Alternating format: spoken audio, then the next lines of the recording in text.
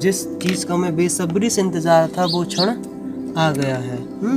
तो अब तुम ऐसे मान लो कि कभी ये एक जगह है, यहाँ एक घिर्री लगी है, इसमें एक रस्सी बंधी है और एक रही ये, इसमें ये हाँ पुल्ली मान लो ऐसे बंधी है, दो रखी हैं। अब मान लो कि इससे रस्सी बंधी है ऐसे और इससे रस्सी बंधी है ऐसे। कभी कभार ऐसे देखा है कि गांव में या कहीं भी यूट्यूब पे कोई तुमने ऐसे देख लिया होगा कि अगर नाले में या फिर कहीं कुएं में कोई जानवर गिर जाता है तो उसे हम कैसे निकालते हैं? दो लोग एक लोग इस साइड से रस्सी डालते हैं, एक लोग इस साइड से डालते हैं और इसमें बीच से उसे निकालने की कोशिश करते हैं। तो मान लो इस बीच में कुछ ना कुछ ऐसे है, उस आखिरकार इसमें कुछ ना कुछ वजन है। तो हमने क्या कहा कि एक रस्सी यहाँ है और एक रस्सी यहाँ है। अब इतना अभी ज़्यादा साइंटिफिक तरीके से नहीं जाना, मतलब ज़्यादा सोचना नहीं।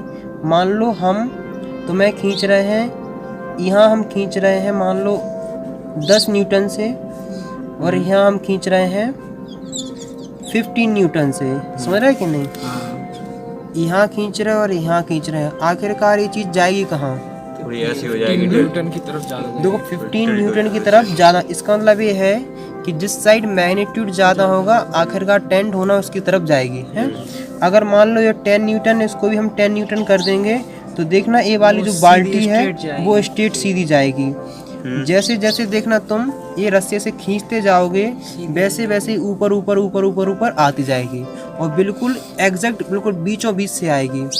इसका एक खासियत है। अब हम इसको मेथड पढ़ते हैं, इसका एंगल निकालेंगे कि अगर मान लो हमने ए वेक्टर है और ए बी वेक्टर है तो ये कितने एंगल पे यहाँ झुक जाएगी। अगर 15 है, अगर दोनों की बात बराबर है तो कितने एंगल रहेगी और आखिरकार कितने न्यूटन से ऊपर को जाएगी। समझ रहे कि नहीं? यही आप समझ लो कि इससे रिलेटेड बहुत सारे क्वेश्चन बनने स्टार्ट हो जाएंगे। आखिरकार कितने रिजल्टेंट से यहाँ जाएगी वो भी हमें सब कुछ समझ में आएगा। जैसे देखो सुनो, अगर मान लो तुम ऐसे जा रहे हो तो यहाँ पानी अगर जा रहा है 10 मीटर पर सेकंड से और अगर तुम मान लो यहाँ से तैरना स्टार्ट करोगे तो कभी देखना सीधे नहीं पहुँचते अगर पानी धार में जा रहा हो। मतलब अगर पानी रफ्तार में जाता है तुम देखना ए पॉइंट पे खड़े हो, तुम बी पॉइंट पे यहाँ कोई पेड़ लगा रहता है, पेड़ ऐसा होता है उस वहाँ तुम देखते हो, तुम कहते हैं हमें यहाँ पहुँचना है, तुम देखना अब यहाँ से तैरना स्टार्ट कर दो तुम कुछ यहाँ पहुँचते हो। समझ रहे कि नहीं? वो तुम कहते हैं देख हम पहुँचते यहाँ वाले थे और पहुँच गए हम यहाँ कोई पत्थर रहता है। ऐसी कहानी है इस काम की। तो इसी काम को बारे हम अंजाम देते हुए डेरिवेशन करना स्टार्ट करते हैं और जो मुझे सबसे बेहतरीन और सबसे अच्छे समझाने मज़ा आता है। जैसे हमने मान लिया ए वेक्टर ये रहा, क्या रहा? ए वेक्टर। और हमने कहा बी वेक्टर रहा ये, और ए वेक्टर और बी वेक्टर किसी ओ पॉइंट पे अप्लाई किए जा रहे हैं, मतलब ओ पॉइंट से मीट है तो ओ पॉइंट तुमने यहाँ रख लिया है। अब इन दोनों का जो रिजल्टेंट हमने कहा था बीचों बीच जाता है कि नहीं? तो इन दोनों का रिजल्टेंट यहाँ से जाएगा। अब हमें नहीं पता कि कितने एंगल पे जाएगा तो वही हमें एंगल निकालना है। मतलब कहाँ से जाएगा? यहाँ से जाएगा, इसका नाम है आर। उस आर के बारे में निकालना है। अगर हम इसका ऐसे अप्लाई करना स्टार्ट करते हैं, ए और बी के बीच देखो ए और बी था तो इनके बीच में कुछ ना कुछ एंगल था कि नहीं? तो ए और बी के बीच में कुछ ना कुछ एंगल था जिसका नाम हमने रख दिया क्या? थीटा। यहाँ तक तुम्हें कोई दिक्कत, कोई समस्या हमारे हिसाब से तो नहीं होनी चाहिए। जो आर वेक्टर है वो है A vector plus B vector का सम। यहाँ तक भी तुम्हें कोई दिक्कत नहीं आई होगी। अब जो हम लोग स्टार्ट करते हैं वो हमें स्टार्ट करना है कि हम लोग पैराग्राम बनाते हैं। इसको हम एक्सटेंड कर दें कोई दिक्कत नहीं, और इसको हम एक्सटेंड कर दें तब भी हमें कोई दिक्कत नहीं है। तो हमने लिया इसको, हमने एक्सटेंड करना स्टार्ट कर दिया। हमने कहा था पैराग्राम है तो जितनी साइड ए है उतनी ही साइड ए है, तो इसको भी हम बी वेक्टर बोल सकते हैं। हमने कहा था अगर ए जितना ए है उतना ही ए है, पैरेलल भी और सेम भी है, तो ए वाला वेक्टर ए वाला ए भी है। यहाँ तक तुम्हें कोई दिक्कत, कोई समस्या? हमने कहा था जब भी तुम ट्रिग्नोमेट्री यूज़ करना हो तुम क्या करते हो? राइट एंगल ट्रायंगल बनाते हो। तुम ऐसे करोगे कि यहाँ से तुम ऐसे पॉइंट बनाओगे परपेंडिकुलर और यहाँ से तुम्हें कर दोगे एक्सटेंड। तो ये रहा 90 डिग्री। यहाँ रहा P, यहाँ रहा N, हाँ, और ये रहा S और ये रहा Q। तो O P N S Q triangle जैसा बन गया है कि नहीं, जैसे ट्रायंगल हम लोगों ने पढ़ा था। यहाँ तक देखो, सुनो, जितना एंगल ए होता है उतना ही एंगल ए होता है। कौन से लॉ से होता है बताओ? कौन सा एंगल? जितना एंगल ए है उतना ही एंगल ए होगा, वो पैरेलल साइड के लॉ से होता है। तो बताओ उस लॉ का नाम क्या है? Interior angles. अब देखो सुनो, हमेशा ऐसे याद रखना कि अगर ये दोनों लाइन ऐसी पैरेलल हैं, ये है ये है, तो जितना एंगल यहाँ होता है उतना ही एंगल यहाँ होता है। जितना थीटा है और इतना ये थीटा है। तुम लोग एक बार किड्जी स्कूल में एडमिशन लो, नर्सरी में बच्चों के साथ बैठो और वहाँ पानी की बोतल ले जाया करो, हो सके तो वो पिया करो बैठ के वहीं। अब देखो, हमें तो नहीं पता कि तुम लोग सही बोल रहे हैं या गलत बोल रहे हो। तुमने कहा इसको बोलते हैं करस्पॉन्डिंग इंटीरियर एंगल और इसको जो हम बोलते हैं उसे बोलते हैं अल्टरनेट इंटीरियर एंगल। क्योंकि जितना एंगल ये होता है, मान लो थीटा है तो ये भी थीटा होता है। थोड़ा बच्चों के साथ घूमा करो, बैठा करो, हैं, नर्सरी वाले बच्चों को भी दोस्ती कर लो, 5th क्लास से दोस्ती कर लो, ताकि नॉलेज बनी रहे। क्योंकि उसके आगे तो फिर आउट ऑफ नॉलेज है, थोड़ा आउट ऑफ सिलेबस आ जाएगा। तो यहाँ थोड़ा पढ़ा करो बेटा, शर्म करो कुछ। तो हमने क्या कहा, इतना सा हो गया है। हमने कहा SPN, SPN है। देखो हमने कहा SPN मतलब ये वाला एंगल इस वाले एंगल के बराबर है, तो इक्वल टू QON या P, तुम्हें जो भी लिखना हो वो तुम लिख सकते हो, है। इसको चलो तुम P लिख लो, क्योंकि तुम कहोगे नहीं भैया हम इतना ही सा लेंगे। और फिर इसको क्या लिख दोगे? इसको लिख दोगे थीटा। यहाँ तक कोई समस्या, कोई दिक्कत हमारे हिसाब से तो नहीं होनी चाहिए। तुम O और P है, O और P क्या है? A के बराबर है। इतना समझ में आ गया कि नहीं? अब देखो PS इक्वल टू OQ के बराबर है कि नहीं? क्योंकि पैरेललोग्राम लॉ में अपोजिट साइड इक्वल होती हैं और पैरेलल्स भी होती हैं। इसके बराबर, और ये है B के बराबर। यहाँ तक कोई दिक्कत, कोई समस्या नहीं होनी चाहिए। हर बार की तरह रघुकुल रीत सदा चली आई। छोटा ट्रायंगल लगाया हमने, इसमें हमने लिया ये वाला ट्रायंगल, ये वाले ट्रायंगल से, क्योंकि हमें अननोन वैल्यू, क्या हमें ऐसा काम करना पड़ता है कि जो हमारे पास अननोन है उसको नोन के साथ कनेक्ट करना पड़ता है। हमारे पास सिर्फ B है और हमें PN और NS में रिलेशन बनाना है। तो हम लोग वही करेंगे। क्या करेंगे? हम करेंगे कि हमने ट्रायंगल इतना सा बना लिया, इतना छोटा सा पार्ट ले लिया है। हमने कहा PNS और AB, ये एंगल है थीटा। हमने कहा पढ़ बेटा पढ़, हार्ड बुक। अगर हमें ये वाली लाइन निकालनी तो क्या लगाओगे तुम? और हमें ये पता है, तुम कहोगे भैया cos theta equal to base PN upon hypotenuse, इसे B बोल देंगे। तो PN की वैल्यू क्या आ जाएगी? तुम कहोगे B cos थीटा। हम कहेंगे कि बता बच्चा लोग हमें ये निकालना है, तुम क्या लगाएंगे?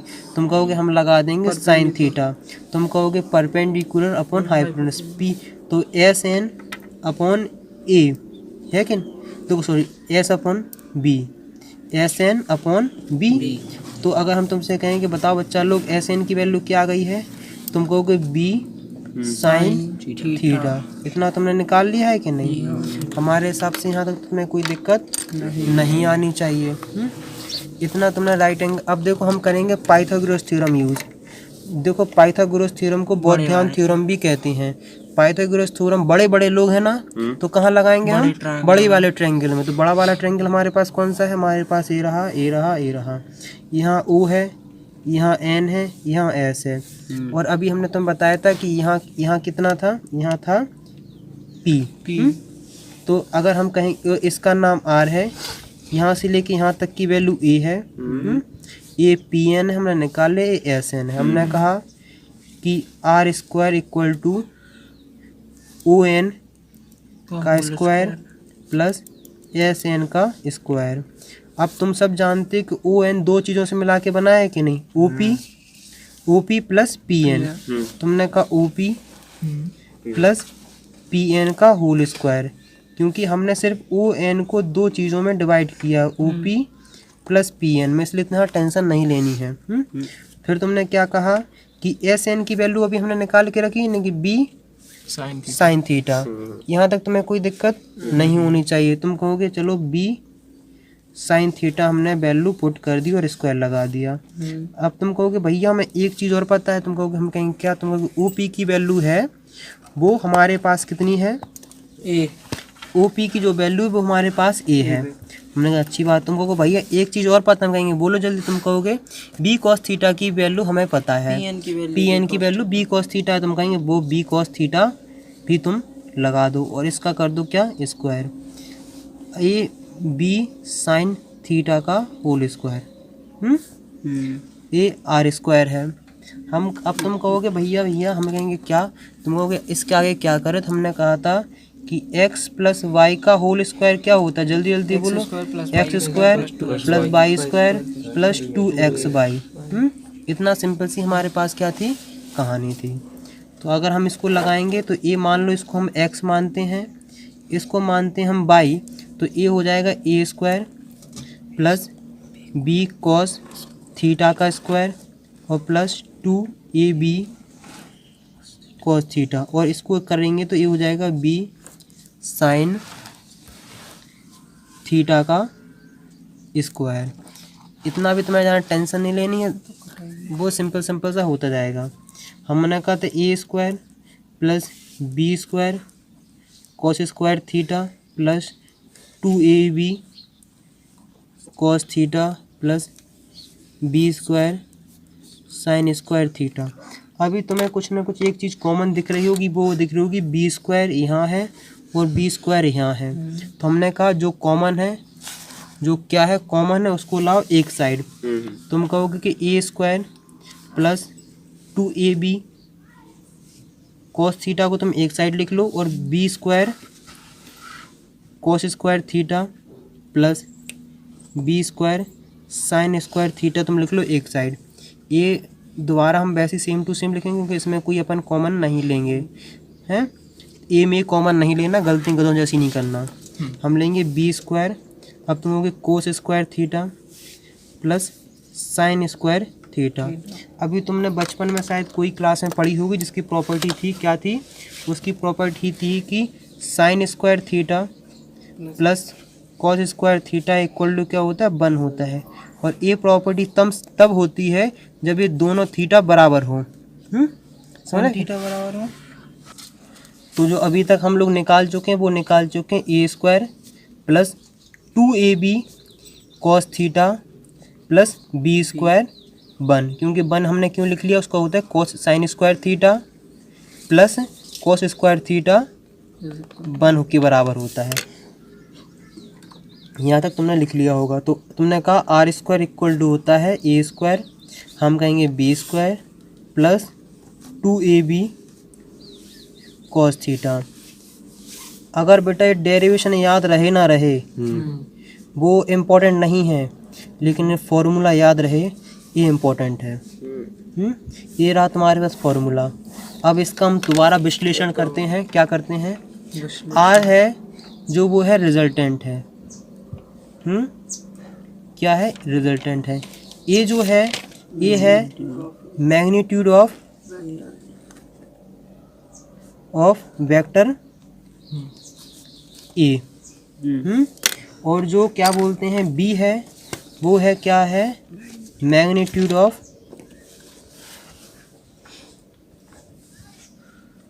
Vector B. तो बी स्क्वायर होगा तो उसका वेक्टर ऑफ बी। और जो थीटा है, जो थीटा है वो क्या है, थीटा जो है वो है angle between vector A and B. इतनी से हमारे पास रही कहानी। अगर हम तुम्हें एक भी तो थीटा ही है ना, हाँ तो वो एक ही तो बात हुई ना कि वेक्टर को एक्सटेंड करा दो। अगर अगर जैसे हम तुम्हें एक क्वेश्चन कराते हैं कि मान लो हमने कहा कि ये मान लो कोई नदी है, क्या है, नदी है, हमने कहा था इसकी पानी की जो स्पीड है वो है कितनी है 10 मीटर पर सेकंड। कितनी है 10 मीटर पर सेकंड। और तुम ऐसे तैर रहे हो, मतलब तुम्हारी जो स्पीड यहाँ को जाने की है वो कितनी है, वो है 8 मीटर पर सेकंड। कितनी है 8 मीटर पर सेकंड। मतलब तुम यहाँ को हाथ मार रहे हो 8 मीटर पर सेकंड है, और पानी जो जा रहा है वो जा रहा है 10 मीटर पर सेकंड की स्पीड से यहाँ। 8 मीटर पर सेकंड यहाँ है, और आखिरकार तुम्हारा नेट रिजल्ट मूवमेंट कहाँ होगा, तुम ऐसे तिरछे मूवमेंट करोगे। तो हमें वही पता लगाना है कि आखिरकार तुम कितनी की स्पीड से यहाँ मूवमेंट करोगे।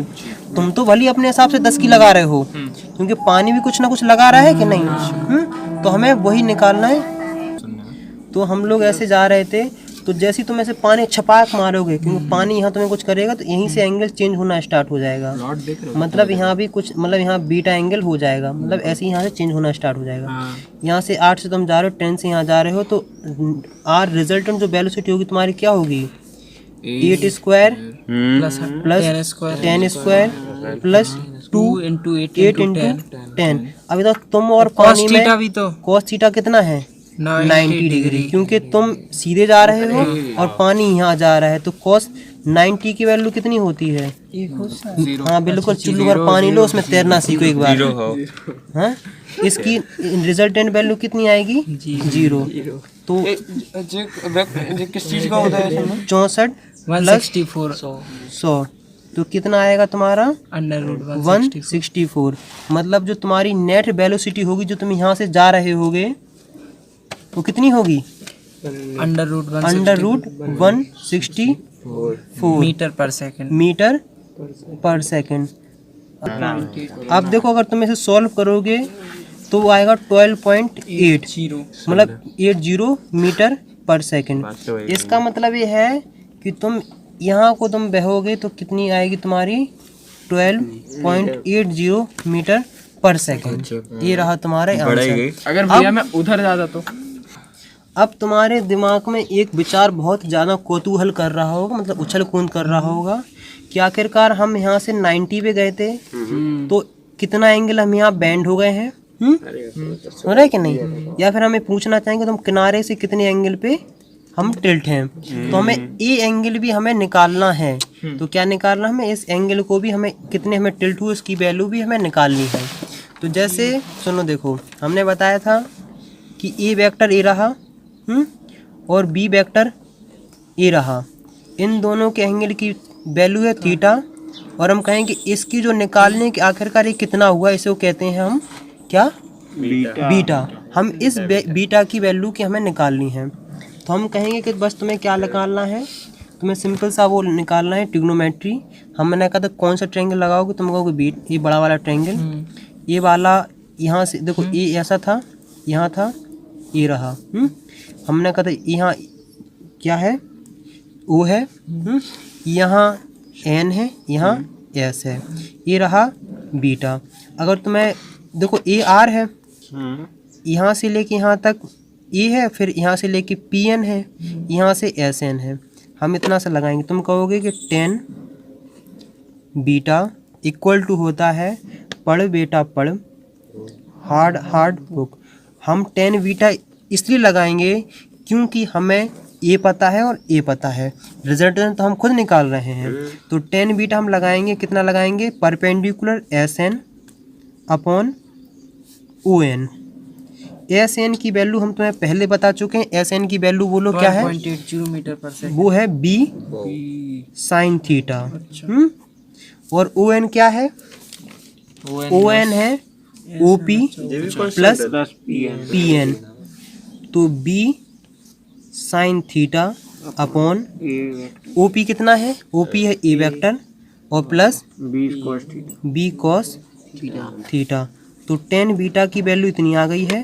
तो बीटा इक्वल टू हो जाएगा 10 इनवर्स बी साइन थीटा और ये plus B cos theta. Bio वालों के लिए थोड़ा इनवर्स सुनना कठिन होगा, कुछ नहीं होता है, इसका इनवर्स लगा दो। नहीं, अभी ऐसे उल्टी सीधी अफवाह ना फैलाओ। ये इतना हमारे पास आ गया है। यहाँ हमें दो चीज़ इम्पोर्टेंट वो याद करने वाली बात है कि वो एक ये वाला फॉर्मूला, डेरिवेशन याद हो अच्छी बात हो, ना हो कोई बात नहीं, ये वाला फॉर्मूला याद रखना, एक वाला याद रखना, R इक्वल टू होता है A square plus B square plus 2ab cos theta. ये दोनों फार्मूले काफ़ी ज़्यादा इम्पोर्टेंट हैं। अब देखो हम लोग पढ़ने वाले हैं कि हमें अभी जो फार्मूला यूज़ कर चुके हैं, हम पढ़ चुके हैं tan beta equal to B sine theta upon A plus B cos theta. हम इतना समझ चुके हैं कि हमें अब देखो बी हमने ए हमने इसको मान रखा है, ए से माना है और बी माना है हमने इसको। और हमें निकालना है कि इन दोनों के बीच का एंगल क्या होगा, क्योंकि हमने यहाँ बीटा, यहाँ मान लो ये अल्फ़ा है, ये मान लो अल्फ़ा, ये मान लो बीटा है। तो हमें इस बीटा की हमें क्या निकालनी है, वैल्यू निकालनी है। अब हम तुमसे कहेंगे बी की वैल्यू कितनी है, बी tan साइन थीटा, मतलब साइन इन दोनों के बीच में एंगल कितना है 90 डिग्री, तो हम कहेंगे साइन 90। हम कहेंगे ए की वैल्यू तुम्हारे पास कितनी है, ए की जो हमारे पास वैल्यू है वो 8 है, और हम कहेंगे बी 10 इंटू कॉस 90। अब तुम्हें कॉस 90 की वैल्यू 0 होती है और साइन 90 की वैल्यू होती है 1, तो हम कहेंगे 10 बीटा इक्वल टू हो गया 10/8, इसको हम कहेंगे 5/4, तो बीटा इक्वल टू 10 इनवर्स 5/4। इसको तुम कैलकुलेटर की हेल्प से निकाल लोगे आखिरकार, इसको निकालोगे तुम कैलकुलेटर की हेल्प से निकालोगे कि आखिरकार हमारे पास कितना है। देखो ये है 10 बीटा, इस फॉर्मूला हमने अप्लाई किया है, सीधी सिंपल से हमने क्या रखी, यहाँ वैल्यू रख दी है और ये निकाला है, तो बीटा इक्वल टू 10 इनवर्स जो हम 5.4 की आती है उसकी वैल्यू कितनी आती है 1.25। अब जो हमने कहा है कि जो हम वैल्यू निकालेंगे 10 इनवर्स 5.4 उसकी जो वैल्यू आएगी 51.34 डिग्री से। इसका मतलब ये है कि तुम यहाँ से गए थे, यहाँ से तुम्हारा जो एंगल चेंज आ जाएगा वो चेंज आ जाएगा कितना आएगा 51.34। अगर हम कहेंगे यहाँ से इतना एंगल चेंज है, तुम यहाँ से भी निकालो, कैसे निकालोगे 90 माइनस 51.34। यहाँ तक कोई डाउट्स हो तो बता देना, इसके एक क्वेश्चन भी करा देंगे तो और ज़्यादा बेहतरीन तरीके से तुम्हें समझ में आ जाएगा। I agree.